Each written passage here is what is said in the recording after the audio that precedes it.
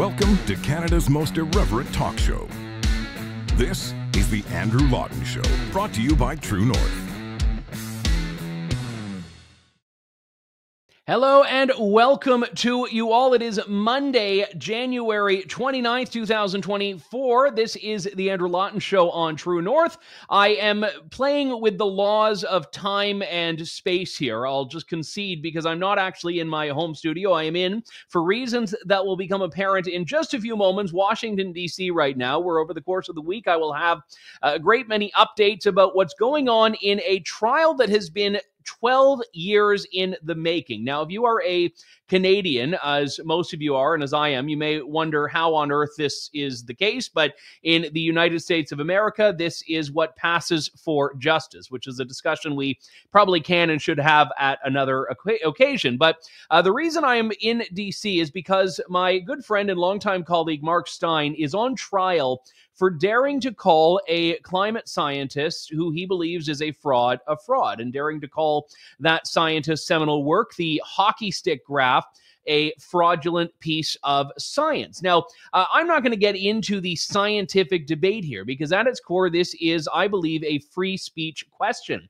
Michael Mann, that scientist, made this hockey stick graph that showed that for basically the entirety of the world, I'm being a bit dramatic there, but for a tremendous period of time, like 1,000 years, there had been no warming in the temperature at all. And then the Industrial Revolution hits and it just shoots right up there. You can see that graph on your screen. And this is a graph that's been tremendously influential. It was sent out to many Canadian households, I believe, under Paul Martin. It might have been under Jean Chrétien, so don't quote me on that. I'm not making an authoritative scientific statement, don't worry. But the reason it's important to talk about here is because we have a one-size-fits-all narrative on a lot of things that are passed off as science. We saw this during COVID, and we've certainly seen it during climate. There's no room for dissent. There's no room for debate. And in this case, when someone puts forward an alternative, they have been mired in litigation for more than a decade, for 12 years. Well, it's finally gone to trial. We've wrapped up the first 2 weeks of the trial in Washington, D.C., and I wanted to head down for the grand finale. So I'll be giving you reports because this is not just a Canadian, American, British issue. This is something that affects a global debate and discussion that, quite frankly, is never allowed to take place. Well, there has been some tremendous coverage from the courtroom that I've been following, courtesy of Ann McElhinney and Phelim McAleer. They've been on the show in the past. They have this podcast called Climate Change on Trial.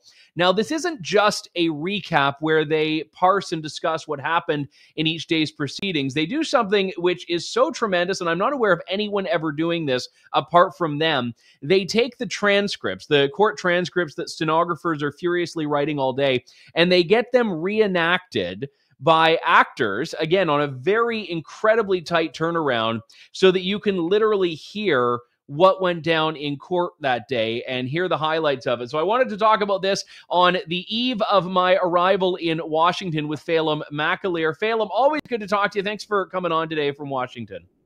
Thank you, Andrew. A pleasure to be on your show.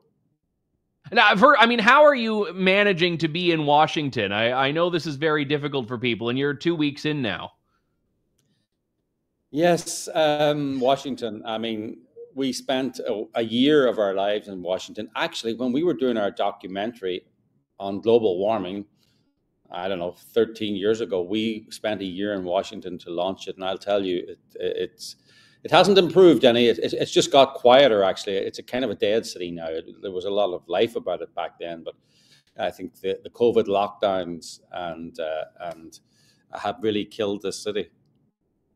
Yeah, and it's one of these places like, Ottawa in Canada is slightly better, but it just is a dismal city, and the people there who work there, not the locals, are not particularly tolerable in a lot of cases. But you're in the courtroom, you've been covering this.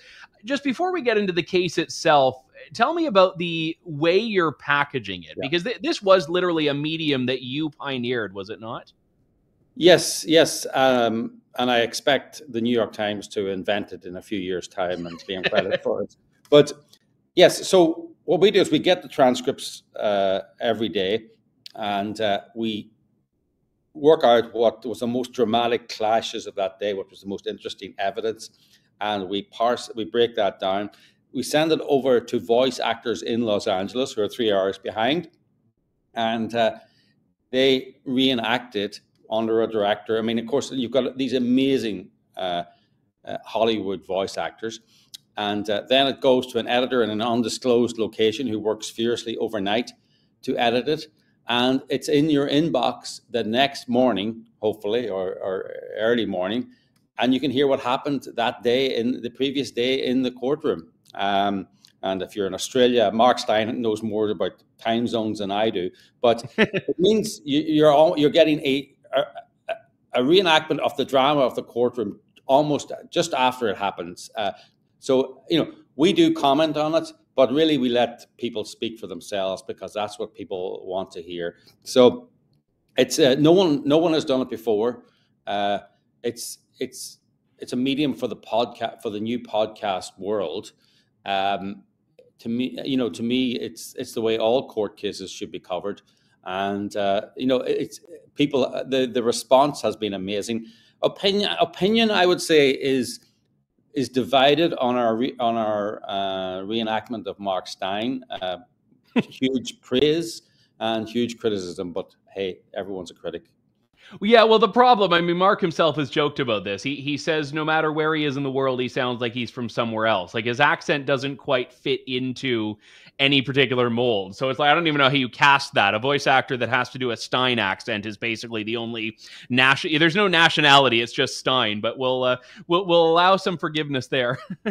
Yeah, well, I mean, our actor, I think, was born in Australia, kind of grew up in England, and now lives in America. So almost like so he actually maybe can do the Steynian accent there. Let's talk about the case itself here, because it's a defamation case. But one of the issues that has reared its head in a lot of the proceedings up to this point, and we've seen glimpses of it in the trial, is that Michael Mann wants to make this a trial about climate change. He wants to basically, it seems, say, I'm the expert, I'm the scientist, and we're going to debate the science, when that's really not what the case is even about. Yeah, definitely. I am the expert. That's right, and I shall be all unchallenged, God and man, in Washington.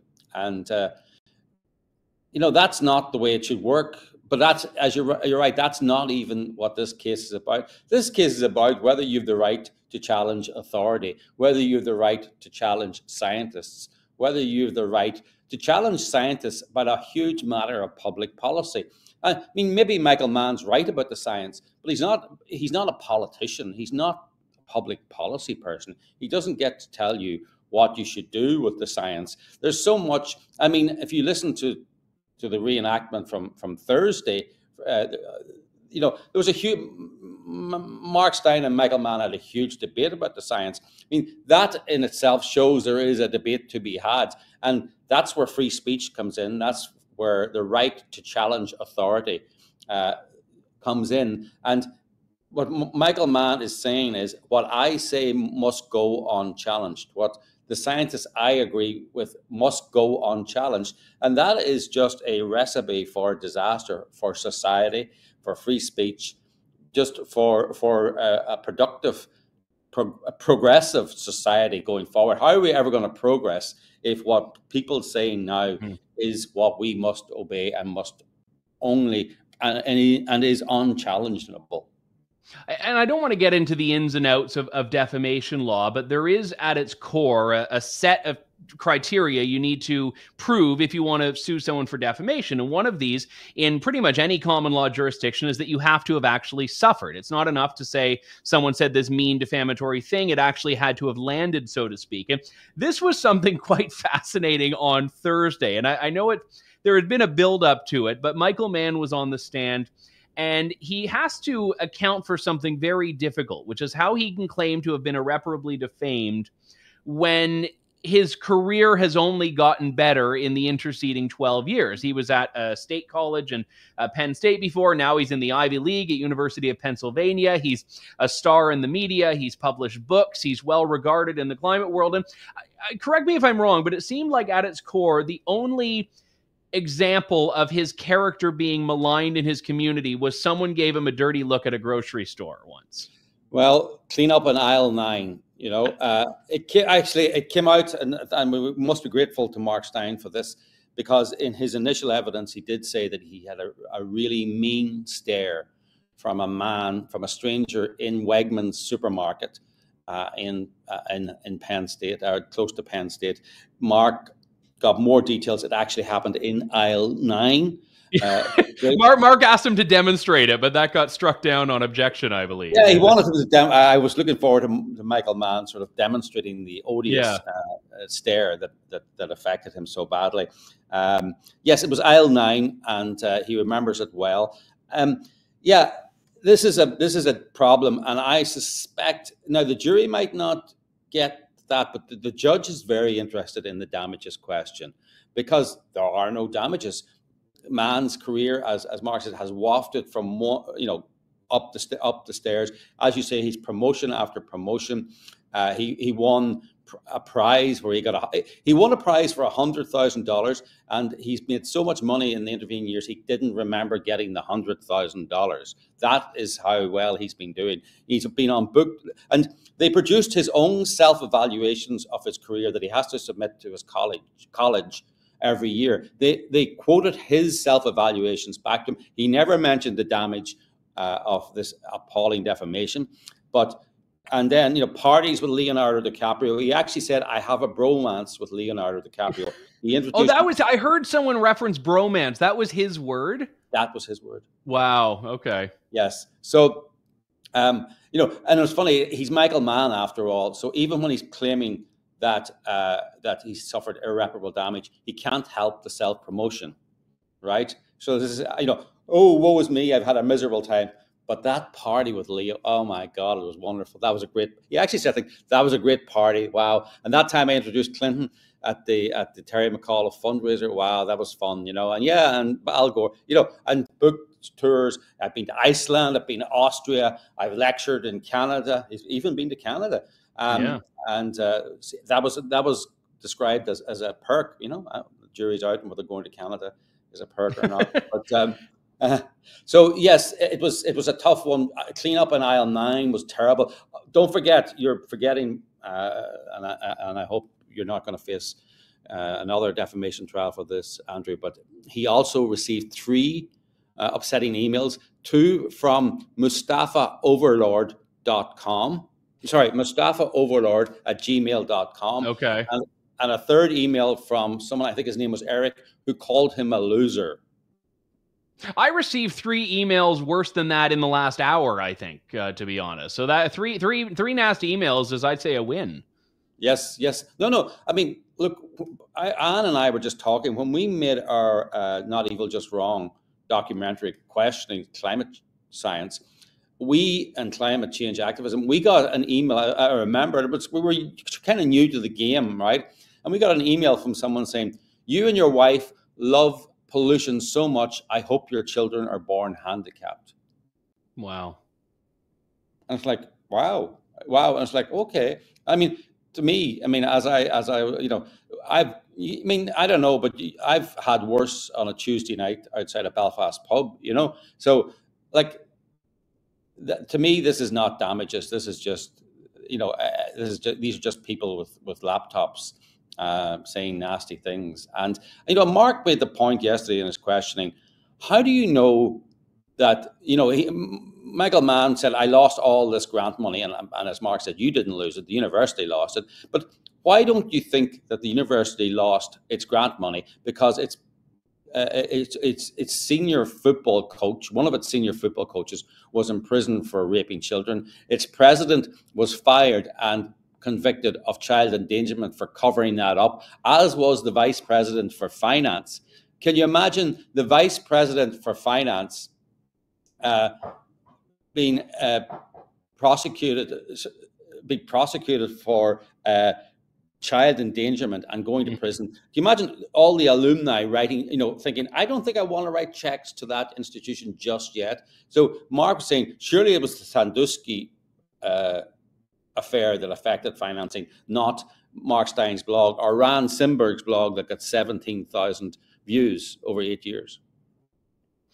Yeah, and this is the thing as well that came up because, and again, not to rehash it is hard to cover adequately a case that has taken this long, but Penn State was going through a tremendous scandal, and there was an aspect there where Mann was talking about, oh, he's lost all this grant funding, and Mark, in his cross-examination of Mann, because Mark's self-representing, so he gets to do the honors instead of a lawyer, was pointing that to basically say, I mean, how do you know Penn State wasn't just losing grant funding because it was mired in all of this controversy? And Mann didn't really have a great answer. Yes, that's it. And you know, so there was the Sandusky scandal, and then, by the way, but Michael Mann, you know, as they pointed out, he was, you know, defamed in lots of other. Mark Steyn and and Rand Simberg weren't the only people. In fact, they were almost late to the show, comparing. What they did was they said, look, any university that would cover up for a child rapist like Jerry Sandusky, why wouldn't they cover up for their star climate grant getter called Michael Mann? And they were saying the investigation into Michael Mann after ClimateGate was a whitewash. And there was lots of emails, by the way, from Mann to kind of back that up. But they were saying, what if they cover up for this guy, why wouldn't they cover up for that guy? And there was the Chronicle of Higher Education, which is like, it's not one of these right-wing, rags like this show or National Review or anything. Yeah. But it's read by every university administrator on the planet. It's read by every university professor on the planet. There's nowhere more damaging it's like the Columbia Journalism Review talking about a senior journalist in America. They would be devastated. Their career might not recover from it. That's what the Chronicle of Higher Education is. It's that respected among those elites. And they had a whole article, Culture of Evasion, and they linked the Jerry Sandusky cover-up to a possible cover-up of the Michael Mann ClimateGate emails and dodgy signs. Because that was the linkage that Mann found so extraordinarily offensive and defamatory. It was wasn't linking him and what he's done to what Sandusky has done. It was about linking the school's treatment of both. Yes. Now, Michael Mann keeps saying, you compared me to Jerry Sandusky. Or you called me a child molester, he said at one point yesterday. And Mark Steyn quite rightly says, we did not. We compared the investigations into you, and you know that. So, you know, that's the crux of the case, actually. But, so he, you know, and I have to add, there was quite a moment in the court yesterday or on Thursday when the Rand Simberg's lawyer produced all these defamatory articles, including one by my wife and colleague Ann McElhinney, who wrote about, the headline on her blog post was Sandusky and Michael Mann, much in common, ? And that was 6 months before Rand Simberg and Mark Steyn wrote about it. So hopefully she's out of the statute of limitations now and she can't be sued for that. Actually, it's funny. We don't know if there's a statute of limitations. I assume there is, but you never know in America. I mean, they're very fond of overturning their statute of limitations. Oh, they reopened it for, was it Bill Cosby, where they just like passed a law like changing the statute of limitations basically so that... And Kevin Spacey, actually, in New York, they just said, oh, well, that old statute of limitations, we're going to give you a couple of years now where you can refile about your sexual assault on the 14th of September, 1973. And shock, horror, all these really rich celebrities are now being accused of sexually assaulting somebody on the 9th of November, 1967, you know, or 1972. Yeah. And how do you defend against that? Well, anyway, Ann McElhinney apparently defamed Michael Mann 6 months before, in 2011, before Mark Steyn deigned to do it.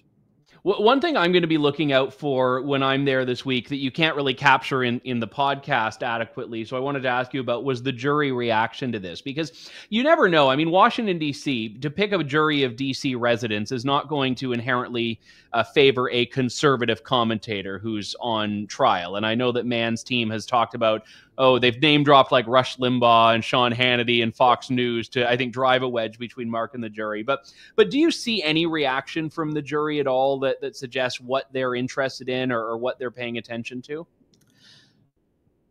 Funny, the jury are very good at playing, at having a poker face. They haven't really reacted to much, which is very interesting. Now, of course, they're a DC jury, and that's going to be tough. I mean, what's the population of DC? 92% Democrat.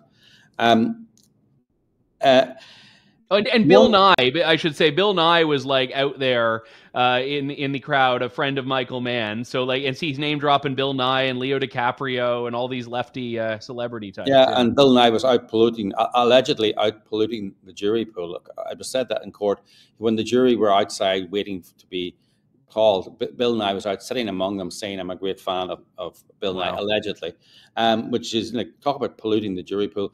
But one thing I felt that got them really interested, and we haven't got to that in the evidence yet, is Michael Mann's fake Nobel Prize. Michael Mann's propensity to frequently and falsely claim he won the Nobel Prize. Mm-hmm.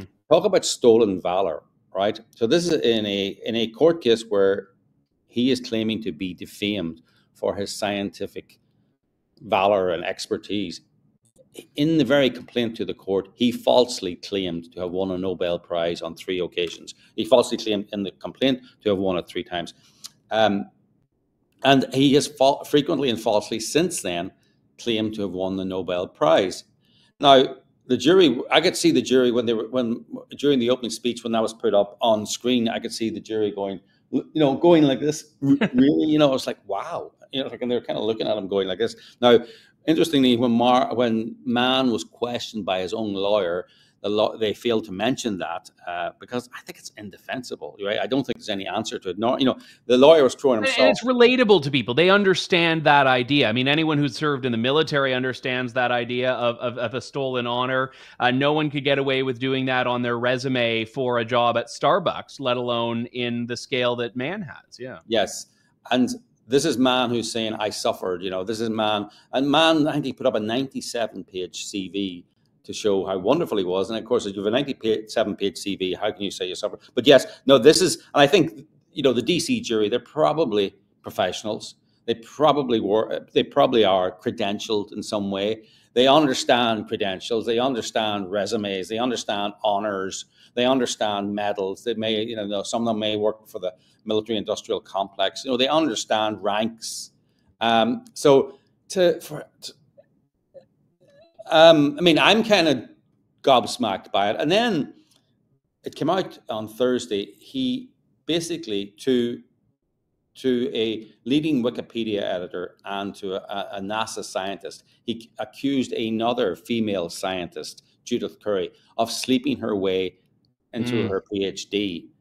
And everyone's going, and I'm thinking the DC jury, and then he pretended was kind of I'm actually on her side. I was actually, in that email, I was condemning the man who did it, because that's whatever. And I'm looking, I'm going, no, everyone knows that in this situation, it's not the man who comes out worst, not the superior man. It's nowadays, of course, we're all Me Too, but everyone still thinks, wow, that woman slept her way to the top, right? Mm-hmm. That's what, that's a major part. So he was trying to smear a fellow female scientist. Now, and not only smear her with, by innuendo, he got all the facts wrong. He said Judith Curry went to Penn State to do her PhD and slept with her advisor or slept with a member of staff.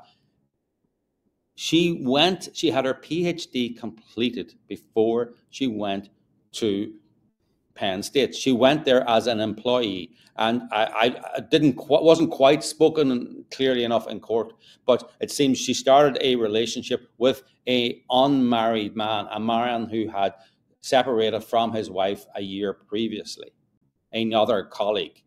So he completely smeared her with no evidence, not misrepresent. He completely got it wrong, and I suppose he deliberately got it wrong. And this is a man who claims details matter to him, integrity matters, and importance matters. And when you look at the Michael Mann behind the laptop, it's a very different Michael Mann from the one in the witness box, and maybe the jury is going to see that. Well, if you want to get up to speed, do head over to wherever you listen to podcasts. You're listening to this show, so you must have a preferred podcast platform, and check out Climate Change on Trial, presented by Phelim McAleer and Ann McElhinney. And I'll have updates throughout the course of the week, and we'll have to get Phelim and or Ann back for a recap at the end there. But Phelim, well done, and we will see you soon. Thanks, Andrew. All the best. Bye.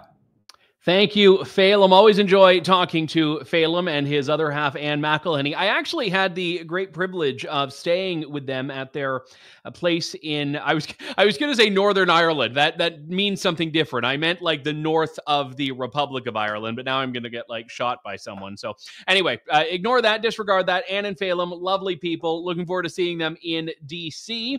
As I mentioned, we're flirting with the boundaries of time and space, if not outright pushing them. But we are still going to keep with a tradition as, well, that's what we do here on the Andrew Lawton Show anyway, or so I've declared just now. And on the Monday shows, we always check in with our very good friend, Kris Sims, who is the Alberta Director of the Canadian Taxpayers Federation. And Kris, it is always wonderful to talk to you. This is, I mean, you and I, the carbon tax is the gift that keeps on giving, not for Canadian taxpayers, but certainly for shows that try to respect the Canadian taxpayers. This report came out late last week that the Parliamentary Budget Office, as I understand, has confirmed. I mean, I think you could probably intuit this, but they've confirmed that it will cost Canadians $500 million this year. That's not the carbon tax. That's the GST on the carbon tax. I feel like I'm misreading that number, but that's the $500 million a year just on the tax on the tax. That's correct. And there's certain evergreen things that we get through email at the Taxpayers Federation. Most of it is about accountability or somebody personally, struggling with their tax load. But one of the frequent flyers is, oh my goodness, I'm paying a tax on the tax. Yes, you are. So it's quite easy to see on your home heating bill, for example, or if you get propane tanks filled up outside of your trailer, if you live in a mobile home, take a look at the receipt. The sales tax, the GST, is added after the carbon tax.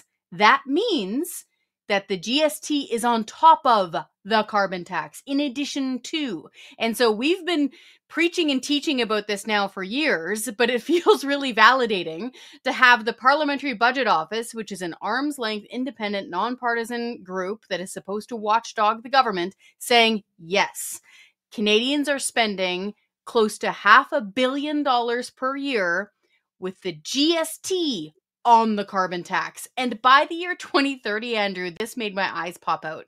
It's going to be around $1 billion a year. Wow. I mean, the idea of a tax on a tax is incredibly offensive, because the point of a sales tax, if we're going to endorse that that's a legitimate revenue collection tool for government, is that it is taxing a good or a service, of which a tax is neither. So to tax a tax undermines it. I mean, just go back to in Ontario, where I'm from. Before we had the harmonized sales tax, you had PST, which was the Ontario sales tax of 8%. And then you had the GST, which for a time was 7%. Imagine if they did not apply those taxes simultaneously. They put the GST on, so your $100 purchase is now $105, and then they put the PST on top of that. So now you're paying 8% on the 105 instead of 8% on the 100. People would be outraged about that. On the carbon tax, I think the government's trying to just conceal this from people, because there is no real justification for it. Yes, exactly. To really put it like, okay, if I bought this roll of tape, okay, at the store, I pay, not in Alberta, I don't pay provincial sales tax, but I pay 5% federal sales tax, because this is an object in time and space. Yeah. And so if that was $1, you pay $1.05 because of that 5% GST. Correct. Yeah. But a tax is just this amorphous, blood-sucking action of government. And they're now taxing you on that tax. In fact, a lot of people ask us, isn't this illegal? It sure feels illegal. It sure feels unfair and unconstitutional. I personally would love to see a clear declaration or a ruling coming from a high court somewhere saying you cannot tax on a tax. I think what they're trying to get around here is that the government tries to call this a carbon pricing mechanism or a pollution reduction mechanism. We had part of that fight at the Supreme Court a few months ago. Is this really a tax? Well, anybody who's paying the carbon tax certainly knows that this is a tax. And now, again, having the PBO come out and say in cold dollars and cents, this is how much people are paying, this should have people outraged.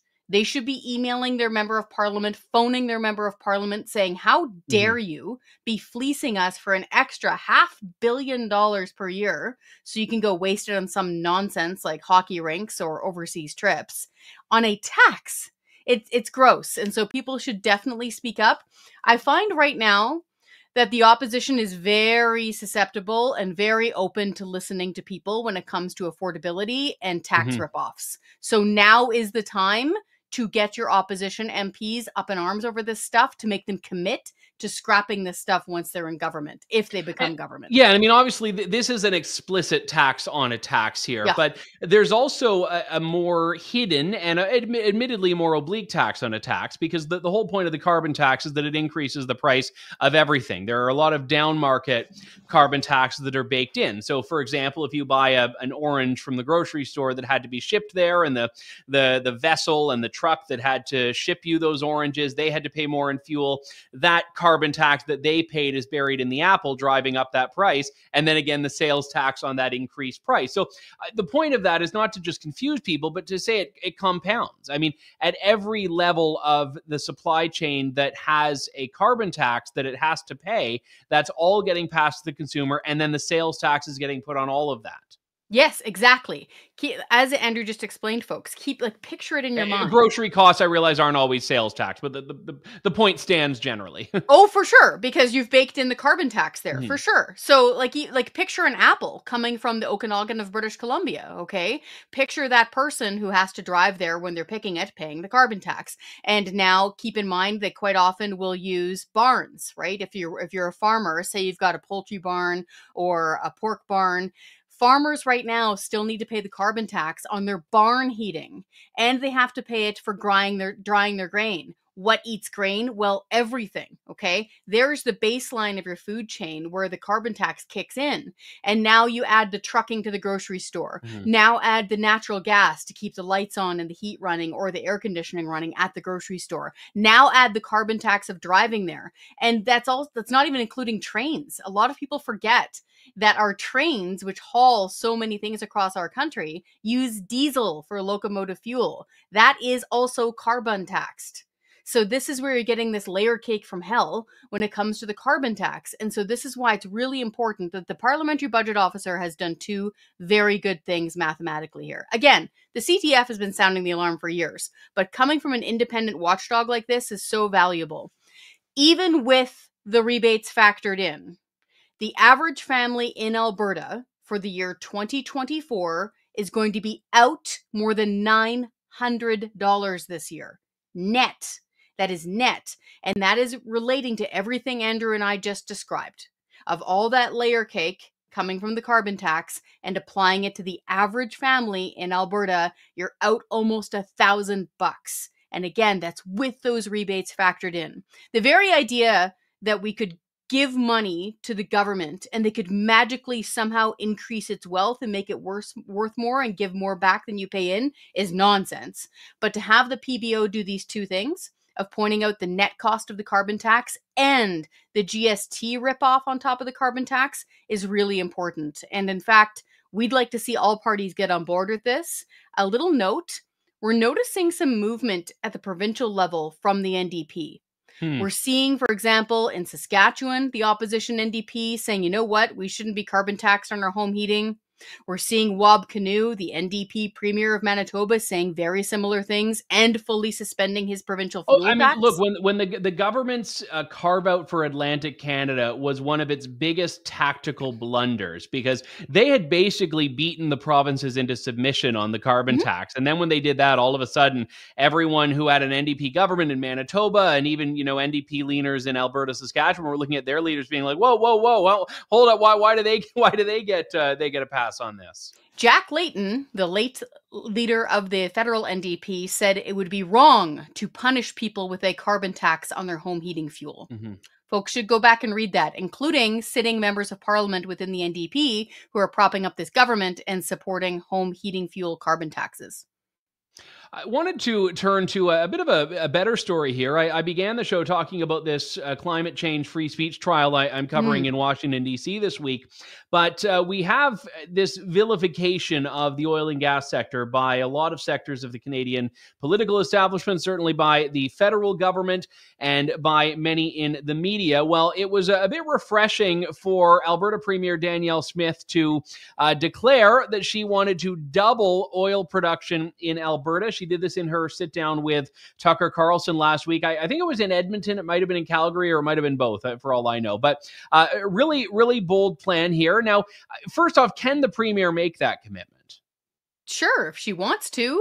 So the government doesn't, we don't have crown corporations that are solely monopolistically pulling oil out of the ground or mining it as bitumen. But if so, it would never make it out. Could you imagine? Forget it. They would get into squabbles and it wouldn't work. So she can declare this as a goal and say that's what she wants to see and encourage private companies to just go for it here. The problem here, though, is how much of an obstacle is the federal government going to make of itself? We've already seen that the government fully thinks that they have full control over natural resources in Alberta, and we're just supposed to bow to their bidding. Spoiler alert, that's not true. And we recently had a great Supreme Court decision on the pipelines issue there, too. It was in Alberta's favor. So for her to say that is great. And it also inspires confidence in companies because, of course, they want to come here and then do business. Or if they're already here, they want to realize that they have a pro-business premier and they want to do more business. Again, though, the devil's always in the details. Can we actually get this happening without the federal government trying to strangle us? What I just like from a tactical point of view is how much attention that gets. So for her to sit there with somebody with the reach of Tucker Carlson and obviously triggering the reactions of some members of parliament and ministers in the federal government to the point where they have to hold a press conference. I actually heard, by the way, I don't know if you saw this, Andrew, I actually heard it was an NDP strategist say that he should have been stopped at the border. Like, prevented from coming into whoa. Yeah, it's the Emergencies Act approach, basically, of just, we don't like what they're going to say, so let's just use these weird legal tools to prevent them from saying it. But just use a thought process experiment here. Imagine Rachel Notley is still leader of the NDP. Imagine she invites MSNBC's Rachel Maddow up to Alberta and they have a talk and there's people that come to the arena and they listen to, I don't know, solar blenders and e-bikes and whatever it is they want to talk about. Can you imagine people saying she should be stopped at the border? I don't care if you agree with the person saying, that's the whole point of free expression. But to say somebody should be stopped at the border really opened my eyes quite a bit. So I think this is part of the reason why Premier Smith made that statement. Was to say, I'm inclined to agree. And look, when I was in Davos, not this year, but last year, I ran into Joe Manchin, who's a senator who is a Democrat in West Virginia, but he's the most right-leaning Democrat, certainly on energy issues. He was one, Jason Kenney brought him up to tour the oil sands, and I had spoken about that. And he was saying, Senator Manchin, I would love it if the United States were saying we want to buy all this Canadian oil. So that's the real danger here, is that you have a Premier, Danielle Smith, who's saying, yes, let's get it to market. You've got buyers out there, but you have these, to appropriate Poilievre's term, these gatekeepers, both at the Canadian government federally, the provincial government in BC and provincial government in Quebec, that are doing everything they can to landlock Canadian energy. They are. And for the folks who are watching this for whom emissions is their key issue, it keeps them up at night, this is actually one of the best paths to reducing global emissions. So the United States of America reduced its emissions without carbon taxes. They did so largely by expanding natural gas production, which has far fewer emissions than other forms of fuel. And again, this is something Premier Smith has said independently. This is something other political leaders have said independently. Places like India are desperately asking to purchase our natural gas. And that will also have the great benefit of reducing their very heavy global emissions. So this is the non-carbon tax path forward to doing that exactly. And as a great side bonus, you're employing lots of Canadians under very strong labor laws and very strong environmental laws. So it was really interesting to see her smile and say, yeah, let's double the production. I think she was trying to provoke a little bit more conversation there. Yeah, fair enough. And she certainly did it. I mean, all of the people that were, clutching their pearls about how dare she take the stage with a guy that filled out 2 stadia there was actually they weren't even debating and discussing the things that she was saying there, because I think there was nothing uncontroversial. And if you're in Alberta and your lifeblood is the thriving of that sector, absolutely. You're like, yeah, come on, I'm all in on this. So, all right, well, great to talk to you as always, Kris Sims. We will check in with you next week, but my pleasure. Thank you. Have fun. All right. That does it for us for today. Keep in mind and keep tuned in at the same time. And it was just going to be this amorphous mass of words. But I will say stay tuned for the remainder of the week. We'll have trial updates and also some modified editions. We're still going to do the show. They're going to look a little bit differently, but we'll have the Andrew Lawton Show continue in its own way over the next few days. And we'll be back into the studio before long. We hope you have a wonderful rest of the day, though. This is Canada's most irreverent talk show here on True North. Thank you, God bless, and good day to you all. Thanks for listening to The Andrew Lawton Show. Support the program by donating to True North at www.tnc.news.